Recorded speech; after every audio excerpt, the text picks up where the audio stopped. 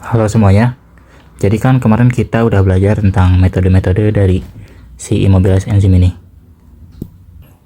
Nah, salah satu kekurangan dari metode ini tuh adalah karena hambatan difusi.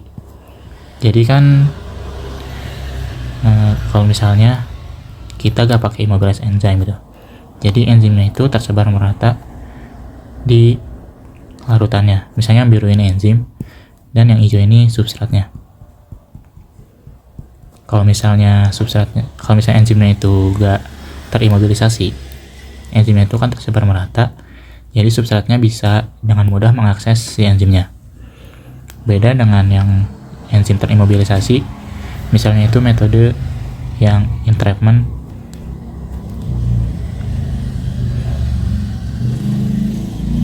yang microencapsulation misalnya. Di sini enzimnya itu terkumpul di satu tempat. Terus yang hijau ini substratnya. Nah, substratnya ini nggak bisa langsung mengakses enzimnya karena dia itu harus melewati pori-pori dari membrannya. Jadi dia melewati membrannya dulu. Setelah melewati membran, baru dia bisa mengakses enzimnya. Tapi enzimnya juga yang diakses itu hanya enzim luarnya aja. Kalau misalnya enzimnya lebih dalam, dia perlu waktu lebih lama lagi karena aksesnya lebih jauh lagi. Jadi selain melewati membran, dia melewati enzim-enzim yang ada lebih luarnya gitu. Nah, itu salah satu hambatan dari immobilized enzim, itu adanya difusi. Nah, untuk melihat pengaruh difusi ini, kita bisa menggunakan yang namanya Damkohler number atau DA. Jadi Damkohler number ini perbandingan antara laju maksimum dari reaksi enzimatisnya dengan laju maksimum dari difusi. Jadi kita membandingkan antara laju maksimum dari reaksi enzimatis dengan laju maksimum dari difusi, yang paling besar pengaruhnya yang mana gitu, atau yang menghambatnya itu yang mana.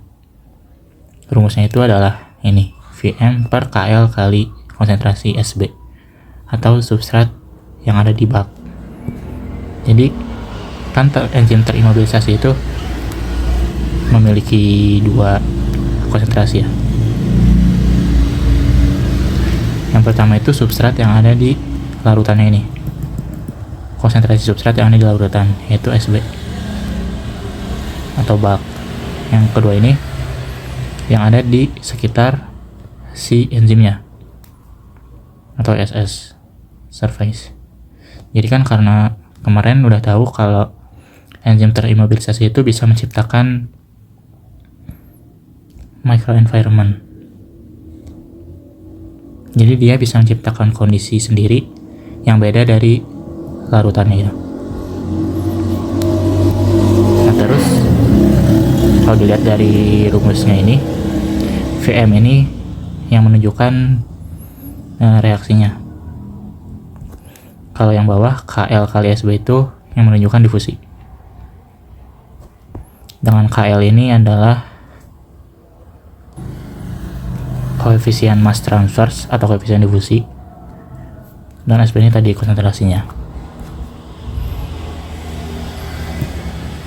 Nah, dari persamaan ini kita bisa dapetin kalau misalnya DA-nya itu jauh lebih besar dari 1, yaitu diffusion limitation atau diffusion limited.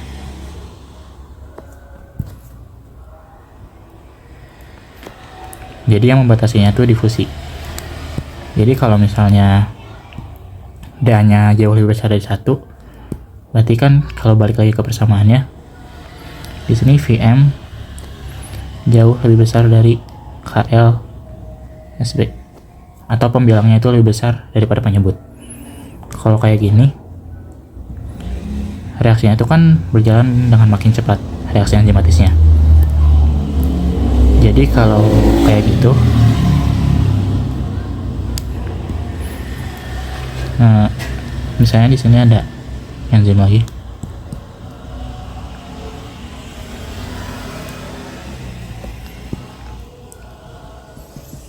Nah, ketika enzimnya itu berdifusi gitu masuk.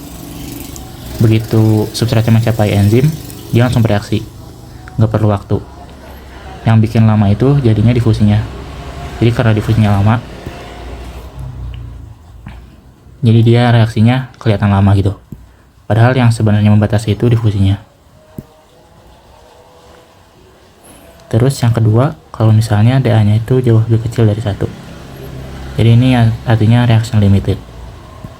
Dari sini artinya penyebutnya lebih besar daripada pembilang, atau KLSB-nya jauh lebih besar dari Vm maksimum. Kalau kayak gini, dia sih diffusion cepat. Jadi substratnya keluar masuk enzimnya itu dia jauh lebih cepat. Tapi ketika substratnya mengenai enzim, dia butuh reaksinya lebih lama. Jadi dia itu kelihatan lama reaksinya karena dia itu reaction limited. Terus yang ketiga, ketika dA-nya itu mendekati 1. Kalau kayak gini, antara difusi sama reaksi itu dia seimbang gitu. Jadi gak ada yang lebih cepat sama gak ada yang lebih lama. Itu tentang dalam Coulomb number, yaitu perbandingan antara reaksi sama difusi. Nah sekarang kita masuk ke difusi di material yang non poros. Jadi ini tuh yang surface immobilization contohnya. Yang ada 2, yaitu adsorption sama kovalen. Jadi dia itu hanya ada di permukaannya aja. Kalau dilihat dari gambar yang di sebelah kiri ini, di sini bisa dilihat ada SS sama SB. Jadi tadi SB itu yang konsentrasi larutannya, dan SS itu konsentrasi di permukaannya. Jadi di permukaan ini konsentrasi substratnya berapa itu? Karena tadi untuk mengakses enzimnya dia butuh berdifusi dulu kan. Dia butuh berdifusi dulu mendekati enzim. Maka dari situ konsentrasi substrat di larutannya bakal beda sama konsentrasi di dekat enzimnya. Jadi semakin dekat dengan enzim, dia kan semakin butuh untuk berdifusi. Jadi konsentrasi substratnya makin turun. Ini bisa dilihat dari kurva yang ini. Jadi ketika sebelum mencapai lapisan ini, film thickness, yaitu konsentrasinya sama. Tapi ketika di sini misalkan ada lapisannya yang artinya dia itu mulai mendekati enzim, konsentrasi substratnya bakal turun. Ini kurang lebih grafiknya mirip kayak gini. Ini konsentrasi substrat, ini tuh misalnya jaraknya gitu, jarak terhadap enzim. Jadi semakin dekat jaraknya, konsentrasinya semakin turun. Di sini ada SS, terus di sini ada delta. Terus ketika dia belum melewati filmnya, dia konsentrasinya bakal sama kayak konsentrasi larutannya atau konsentrasi bulk.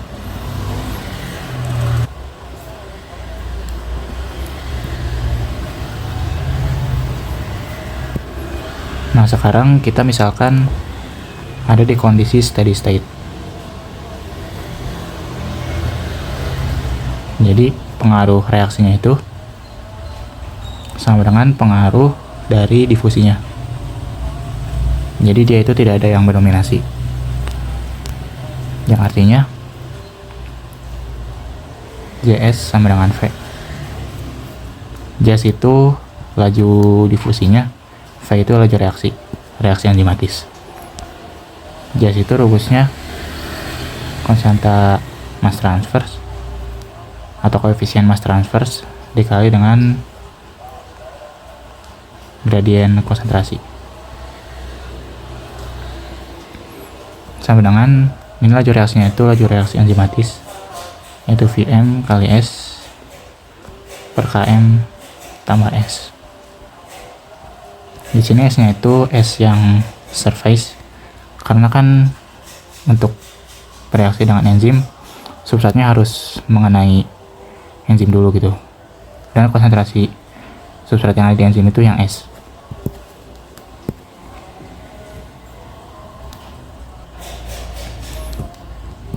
Kemudian di sini ada gradien konsentrasi.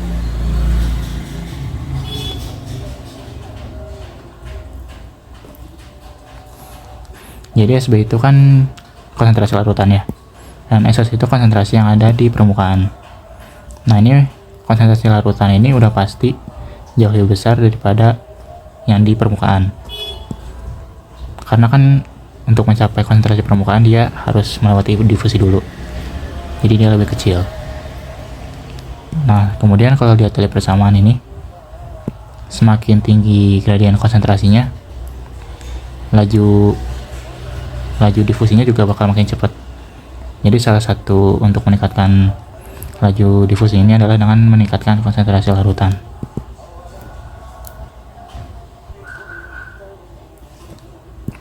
Terus misalnya kita mau cari nih berapa nilai Vm atau nilai KL yang diperlukan biar kondisinya itu mencapai steady state. Nah, kalau dilihat kan ini persamaannya itu agak kompleks gitu. Jadi kalau misalnya kita cari KL sama bla bla bla, itu bakal agak sulit untuk diselesaikannya.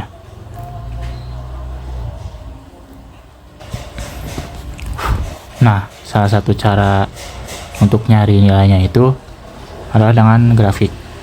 Jadi kan di sini tuh ada dua persamaan gitu. Ini ada persamaan difusi, ini ada persamaan laju reaksi.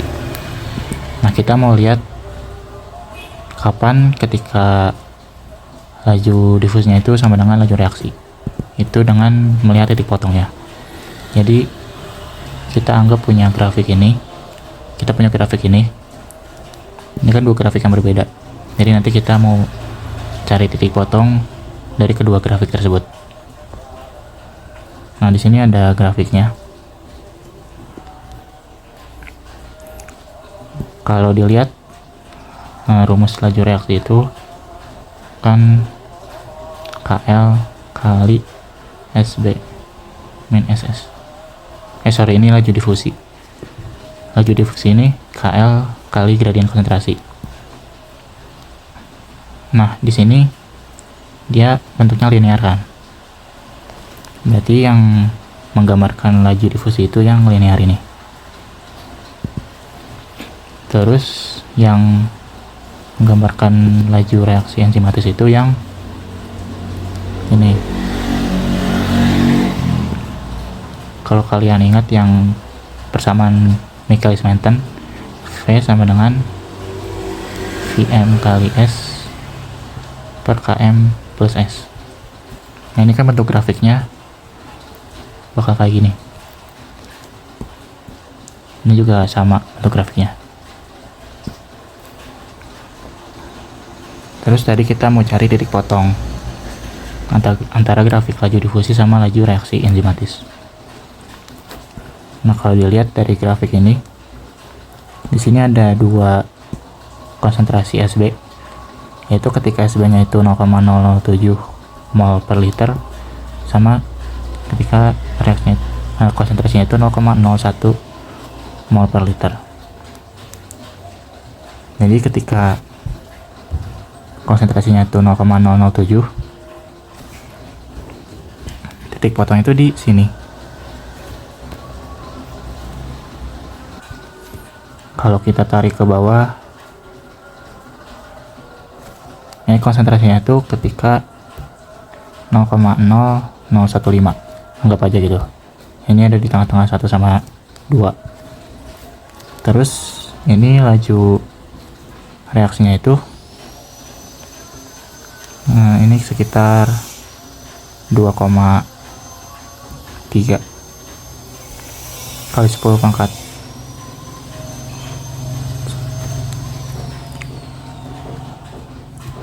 Nah, ini sekitar segini. Terus dari konsentrasi 0,07 kita mau naikin ke 0,01. Ketika 0,01, misalnya ini yang hijau, dia ada di sini. SS-nya naik jadi 0,00324. Terus lajunya juga naik.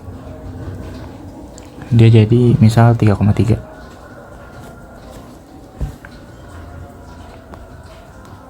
Nah, jadi bisa dilihat ketika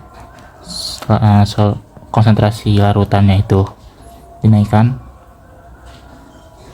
dia konsentrasi di surface-nya bakal naik dan laju reaksinya juga bakal naik.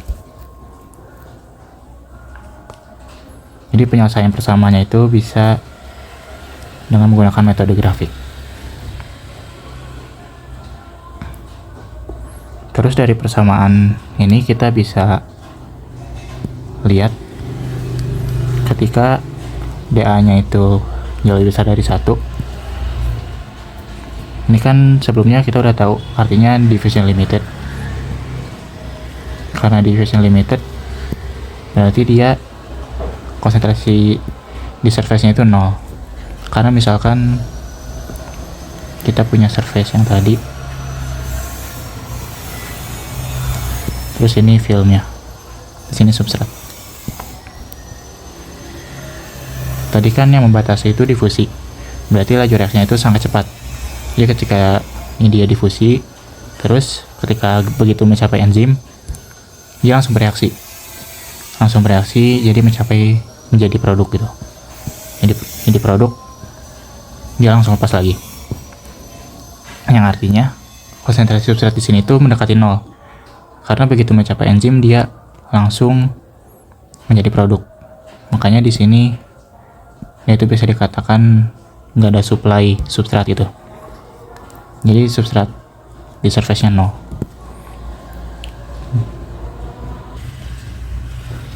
Nah, kalau misalnya SS-nya sama dengan 0, berarti dari persamaan ini kita bisa bikin SS-nya 0 itu. Jadi di sini 0, di sini 0, di sini 0. Kalau yang sebelah kanan kan Vm kali 0, dia jadi 0. Jadi satu persamaan ini hasilnya 0. Sedangkan yang sebelah kiri jadinya KL kali SB, itu sisanya. Jadi dari situ bisa didapetin lajunya itu ini KL kali SB. Jadi dari laju ini bisa dikatakan reaksinya itu adalah pseudo first order, karena dia akan jadi linear dan mengikuti laju order 1. Itu kalau misalnya dA-nya itu jauh lebih besar dari 1. Sekarang kalau dA-nya jauh lebih kecil dari 1, berarti kan dia reaction limited, yang artinya difusinya itu sangat cepat. Jadi kalau dari gambar tadi yang di sini, diffusinya sangat cepat. Jadi dia perlu waktu untuk berdifusi dari film ini ke enzimnya. Kalau sangat cepat berarti kurang lebih kita anggap gak ada difusi gitu. Karena gak ada difusi, jadinya konsentrasi di substratnya, di surface-nya itu sama dengan konsentrasi substrat di larutan. Jadi ini SS, ini sama dengan SB. Atau SS kurang lebih kira-kira sama dengan SB gitu. Dari situ kita bisa masukin ke persamaan yang awal.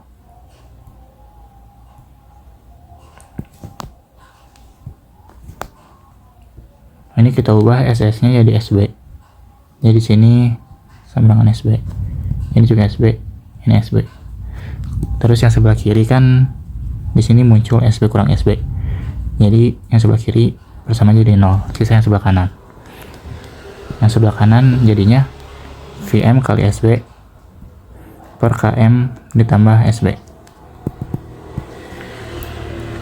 Di sini Km-nya kita pakai Km up. Nah, Km up ini kita masih pertimbangkan difusinya, karena difusi itu gak mungkin 0 itu, gak mudahn gak ada sama sekali difusinya. Jadi kita pertimbangkan tapi sangat kecil. Nah dari situ muncul rumusnya itu ini, Km up sama dengan Km dikali 1 plus Vm per KL dikali Sp plus Km.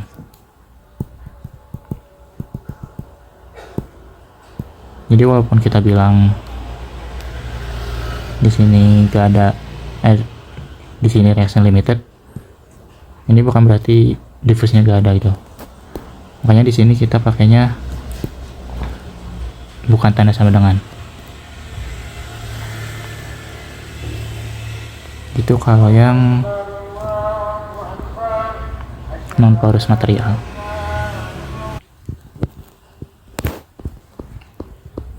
Terus yang kedua kita lanjut ke yang porous matrix.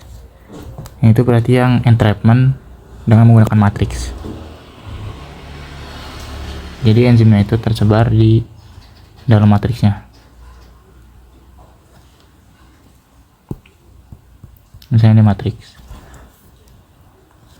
Nah di sini diasumsiin matriksnya itu berbentuk lingkaran, bola. Dia bentuk bola atau sphere. Jadi bola ini itu matriks yang di dalamnya itu diselipin enzim-enzim. Nah, karena kan enzim itu berkumpul di satu tempat,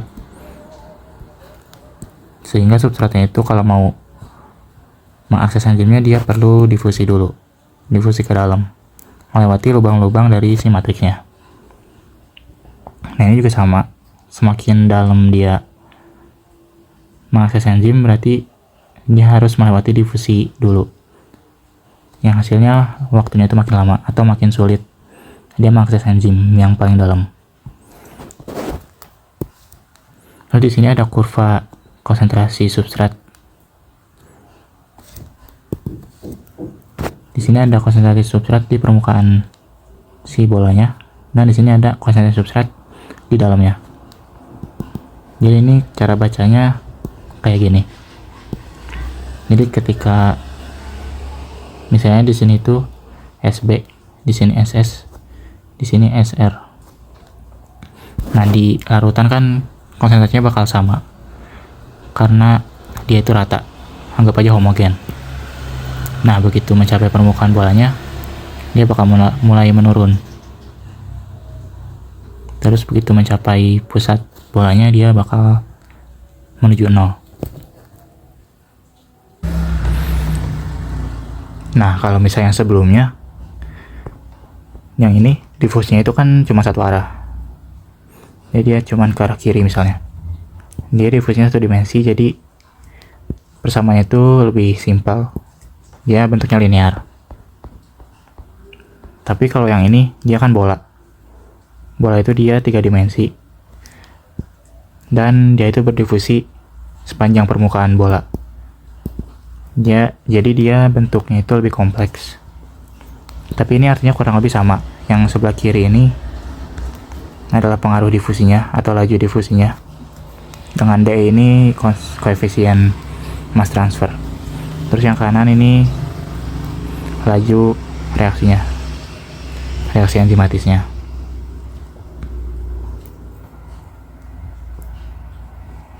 Aku gak bakal ngebahas terlalu jauh tentang persamaan yang ini, karena ini sebenarnya bisa dibahas di matkul PPSH, peristiwa perpindahan tentang mass transfer.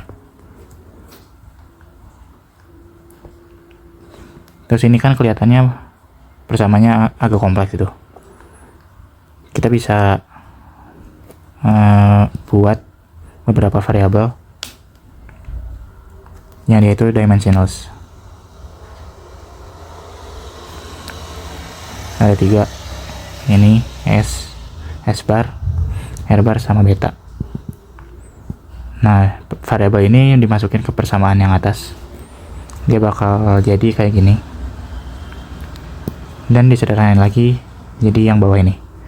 Di sini bakal muncul variabel ini, V kuadrat.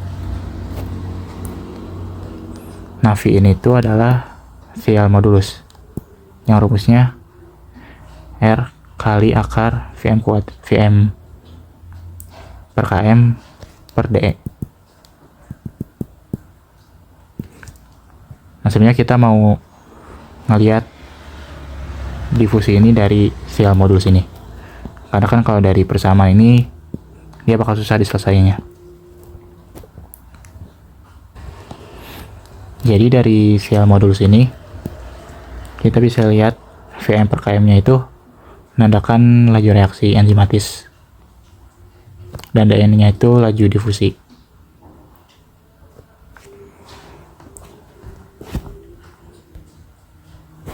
Terus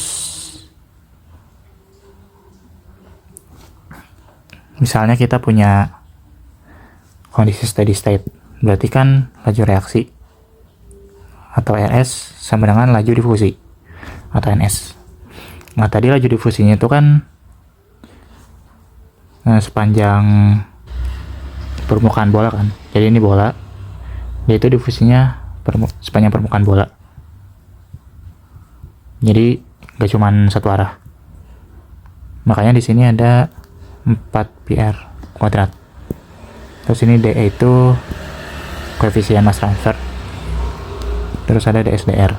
Ini ketika R-nya itu sama dengan R besar atau jari-jari bola.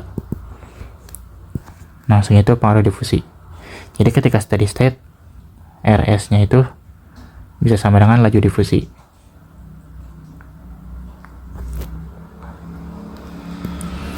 Terus ketika dia diffusion limited atau dibatasi dengan difusi,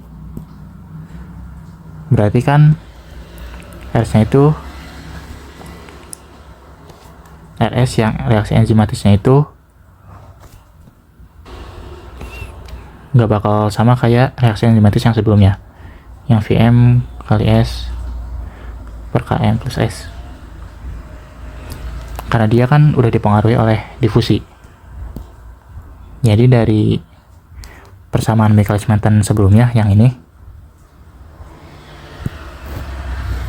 kita kali dengan suatu variabel, yaitu effectiveness factor.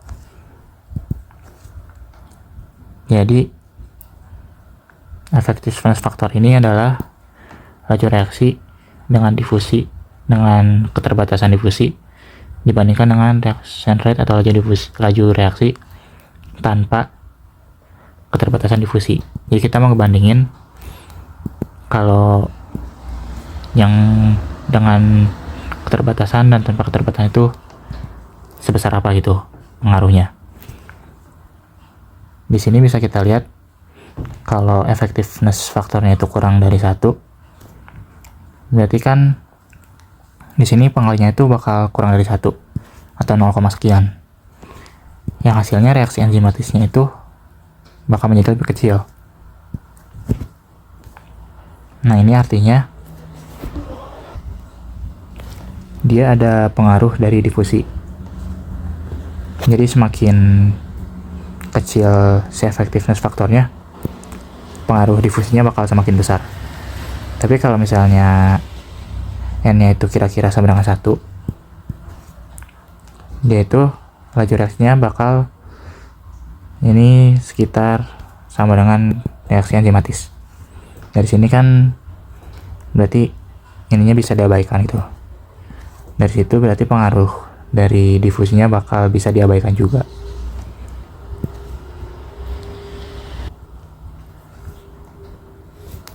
Nah, jadi tadi kan kita udah dapat 2 variable. Yang pertama itu effectiveness factor, yang kedua itu VL modulus. Nah, di sini kita mau lihat hubungan antara keduanya. Itu bisa dilihat dari grafik ini. Jadi yang sumbu X ini VL modulusnya, yang sumbu Y ini effectiveness faktornya. Jadi kan TL modulus ini rumusnya R atau jari-jari dari bolanya, bola matriksnya, dikali akar Vm per Km per DE.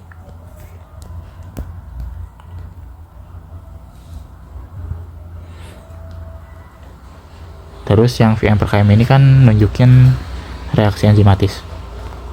Yang kan ada ini nunjukin mass transfer atau difusinya. Nah, kalau misalnya reaksinya lebih makin tinggi, maka bakal menyebabkan si sial modulusnya ini makin besar itu. Jadi reaksinya makin tinggi, sial modulusnya makin besar. Tapi kalau misalnya difusinya makin tinggi, berarti sial modulusnya justru makin kecil, karena difusi ini pengaruhnya di penyebut. Karena penyebut makin besar, jadi hasilnya makin kecil. Nah, kalau sial modulus makin besar berarti kan makin kanan. Terus kalau sial modulus makin kecil, dia makin kiri. Terus di sini ada pengaruhnya gitu. Kalau misalnya reaksinya makin besar berarti kan makin kanan, atau makin kanan berarti reaksinya itu makin dominan, yang artinya substratnya belum masuk tapi dia itu udah bereaksi. Ini misalnya di sini ada substrat, di sini ada matriks yang isinya enzim.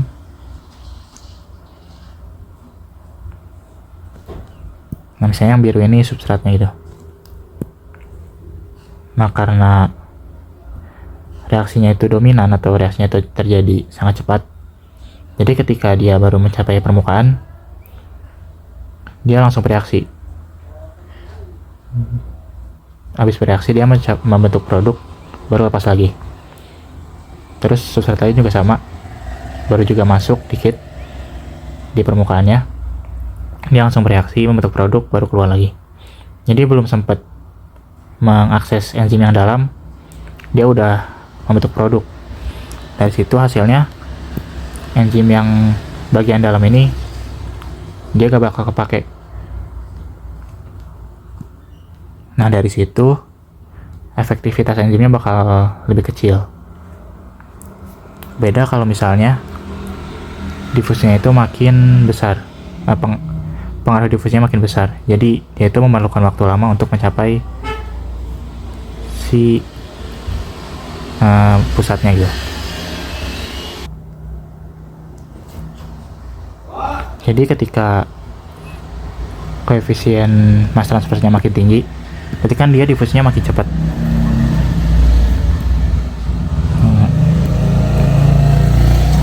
Misalkan ini tadi matriksnya, ini enzimnya. Karena difusinya makin cepat, sedangkan reaksi enzimatisnya itu lebih lama, jadi ketika dia mencapai permukaan, dia belum bereaksi, jadi dia masih berdifusi terus ke dalam, baru dia bereaksi. Karena kan laju reaksinya lebih kecil daripada laju difusi. Dari sini berarti kan ketika difusinya lebih dominan, dia masih perlu waktu untuk bereaksi. Karena dia perlu waktu, yang enzim bagian dalamnya itu bakal kepake. Karena beda kayak yang tadi, yang begitu begitu substratnya nyampe ke permukaan, dia langsung bereaksi. Kalau yang ini, ketika dia nyampe permukaan, dia belum bereaksi, jadi dia masih terus bergerak ke dalam. Makanya enzimnya itu hampir kepake semua. Nah, dari sini bisa disimpulkan kalau misalnya makin kanan, dia itu makin gak efektif, karena gak semua enzim kepake. Kalau makin kiri, dia makin efektif. Nah, ini bisa dilihat dari grafik. Nah, ini, jadi makin kiri efektivitasnya makin mendekati 1, terus bergerak makin kanan, dia efektivitasnya makin turun.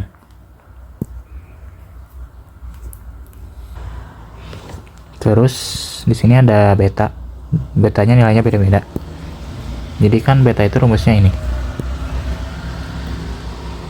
Beta sama dengan Km per konsentrasi substrat yang ada di surface. Jadi kalau misalnya Km-nya makin tinggi,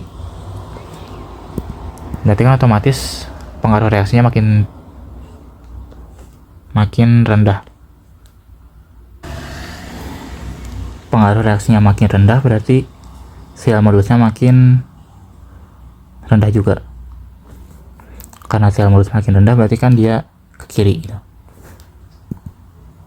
Itu artinya ketika nilai betanya naik, sial modulusnya bakal turun. Jadi bisa dilihat makin besar betanya, ya makin kiri grafiknya. Ini 0,01, ini di kanan, makin besar ini 0,1 makin kiri, terus ini 1 makin kiri, terus ini 10 makin kiri. Nah di sini ada kesimpulannya. Jadi makin kanan kurvanya, berarti dia artinya makin turun si effectiveness faktornya. Karena makin turun, berarti enzimnya akan cepat bereaksi. Karena enzim cepat bereaksi, berarti efektivitasnya turun. Jadi intinya kalau dilihat dari grafik, misalnya dari kurva yang betanya itu sampai dengan 10, terus makin kanan dia efektivitasnya makin turun. Karena makin turun berarti efektivitasnya makin rendah, yang artinya enzimnya itu makin sedikit yang digunakan. Nah, yang kita cari itu yang ideal, berarti dia itu makin kiri. Makin kiri berarti efektivitasnya itu mendekati 1, yang artinya semua enzim terpakai.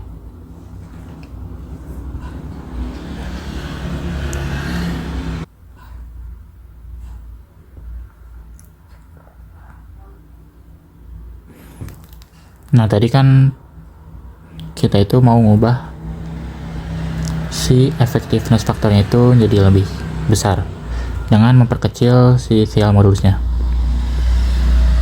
Nah yang bisa kita ubah itu adalah mengubah variabel R sama Vm, karena Km itu dia udah karakteristik dari si enzimnya, dan D juga dia karakteristik dari si substratnya. Jadi yang bisa ubah cuman R atau jari-jari si sphere matriksnya sama Vm.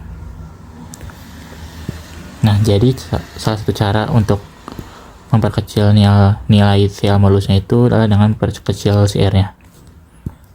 Karena memperkecil R, jadi kan yang di dalamnya bakal lebih kepake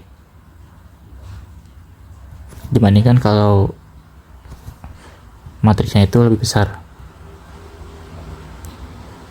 Kalau makin besar berarti yang di dalamnya itu gak bakal kepake kan, karena dia perlu waktu untuk ke dalam, ke pusat si ininya, si enzimnya.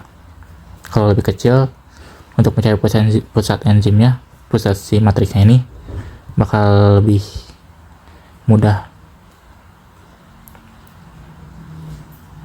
Terus cara yang kedua itu adalah dengan memperkecil nilai Vm nya. Memperkecil nilai Vm berarti kan dengan menurunkan konsentrasi si substratnya atau konsentrasi si enzimnya. Jadi misalnya di sini ada matriks, terus ini enzim yang konsentrasinya lebih kecil, lebih besar misalnya.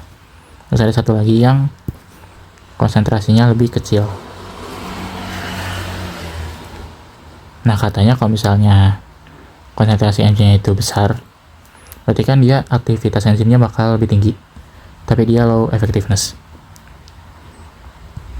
Jadi tadi ketika aktivitas enzimnya besar, jadi begitu dia mencapai si permukaannya doang, dia udah bereaksi. Jadi yang enzim bagian dalam nggak bakal bereaksi. Tapi ketika low enzim content, dia juga low enzim activity, tapi dia itu efektivitasnya tinggi. Jadi karena enzimnya lebih dikit, yang di permukaan juga bakal lebih dikit, yang artinya enzim yang bagian dalam itu bakal lebih kemungkinan untuk terpakai. Jadi enzimnya itu bakal lebih tinggi efektivitasnya. Nah ini juga bisa dilihat dari grafik ini. Makin tinggi konsentrasi enzimnya, dia bakal makin mudah untuk mencapai si efektivitas 1, tapi dia bakal makin cepat untuk turunnya.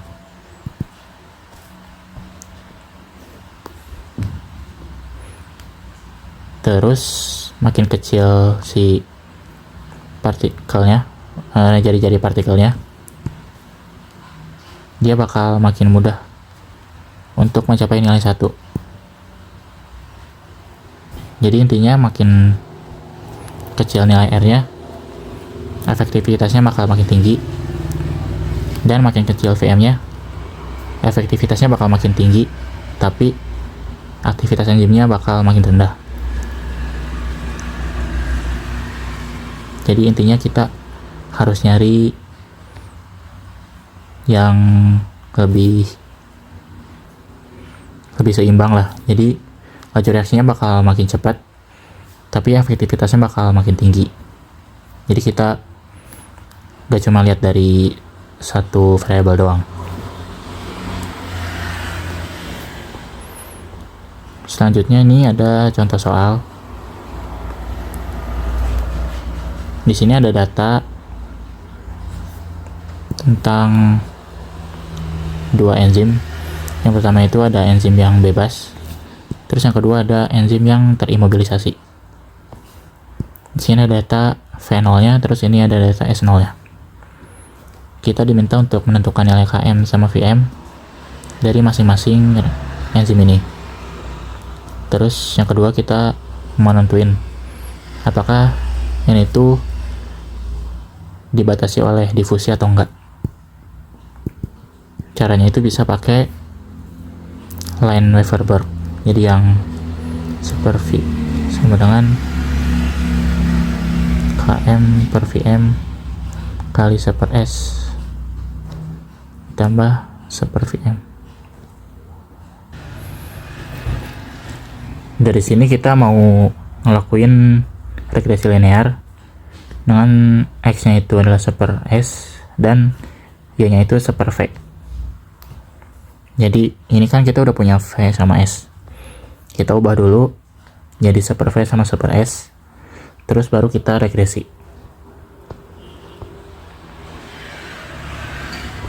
Di sini udah ada data-datanya. Jadi ini yang 1/s. Ini dapat dari ini. Terus ini ada 1/V0 yang free enzim. Ini dapat dari sini. Dan ada 1/V0 aksen yang immobilized. Ini dapat dari sini. Nah, terus kita lakuin regresi 1/V terhadap 1/s. Jadi regresi ini terhadap ini, terus juga yang ini terhadap ini. Dari situ dapat grafik kayak gini. Yang biru itu adalah yang free enzim, dan yang oranye itu adalah yang immobilized enzim. Kalau dilihat, dia itu gradiennya makin tinggi, yang immobilized makin tinggi.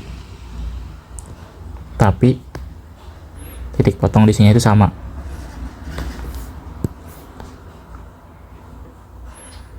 Terus kita dapat persamaan ini. Ini buat yang immobilized, terus yang ini yang buat free enzim. Dari situ kita mau nyari nilai Km sama Vm. Jadi kita udah dapat persamaan ini, kita bisa nentuin nilai Km per Vm nya. Jadi yang ini itu Km per Vm, yang ini 1/Vm, yang ini juga Km per Vm, yang ini 1/Vm. Misalnya kita mau nyari yang 1/Vm dulu.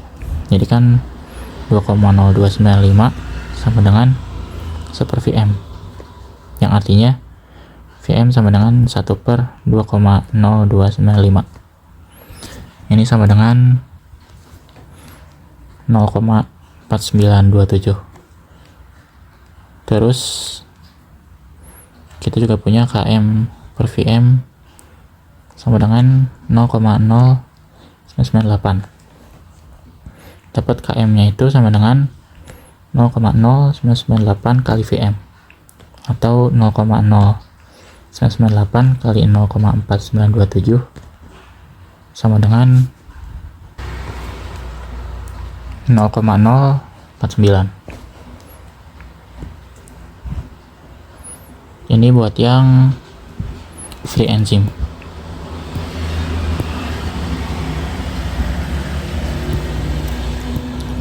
Sekarang kita cari yang immobilized enzim. Ini juga sama. 1 per VM sama dengan 2,9281. VM-nya sama dengan 1 per 2,9281 sama dengan 0,3415. Terus KM-nya itu berarti 0,1487 kali VM. VM-nya 0,3415.